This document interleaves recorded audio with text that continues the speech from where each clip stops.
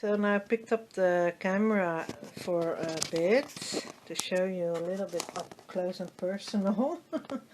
So it's still wet, so the light is bouncing off the wet mud parts. But yeah, I was counting it, so this is, I didn't know that beforehand, but I made 8 on this side and 8 on that side, so that is fun, right?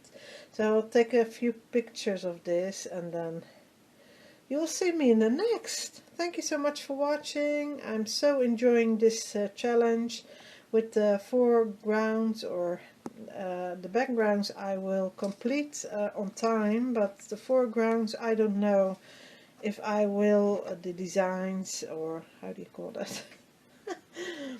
Yeah, I don't know if I will be done in time, but I will just finish, of course, this challenge until I am completely done. So I will see you in the next video. Thank you so much for watching.